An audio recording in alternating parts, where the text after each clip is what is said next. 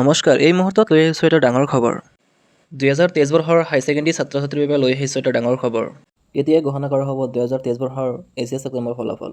আজিলৈকে ৰেডি হোৱা নাই ৰাজ্যৰ শিক্ষা সংসদ ৰিজাল্ট ঘোষণা কৰিবলৈ। আজি ৰাজ্যৰ মুখ্যমন্ত্ৰী ডক্টৰ হিমন্ত বিশ্ব শৰ্মা জনতা ভৱনত আয়োজন কৰা সংবাদমেলত এনে কিছুমান মন্তব্য কৰে যে হায়াৰ ছেকেণ্ডেৰী ৰিজাল্ট কোনোবা দিন দিব, তেওঁলোক ডেফিনেটলি ৰেডি হোৱা নাই। গতিকে এইটো খুব বেছি পুছ কৰি থাকিব নালাগে। পেপাৰ বা পাব্লিকৰ হেঁচাত কিবা এটা ভুল ৰিজাল্ট এটা দি দিব। সঁচা কথাটো হ'ল যে council is not ready. Council এতিয়ালৈকে ৰেডি হোৱা নাই।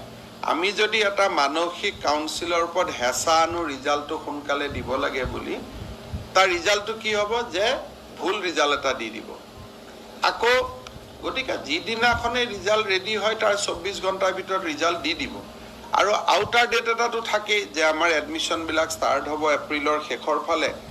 গতিকে সময়ত ৰিজাল্টটো দিব।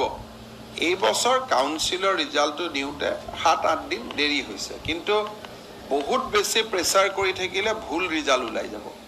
সেইকাৰণে যোনদিনা ৰিজাল্ট দিব ৰাতিপুৱা গম পাব, গধূলি ৰিজাল্ট পাই যাব ধুনীয়া কৰি।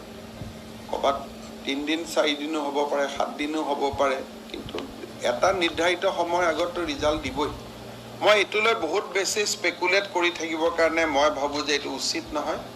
কাৰণ একদম ময়ো ফোন কৰি সোধা নাই, সেইকাৰণে বেছিকৈ খবৰ লৈ থাকিলে তেওঁলোকে ভুল ৰিজাল্ট এটা দি দিব আৰু বহুতৰ জীৱনবিলাক বেয়া হ'ব।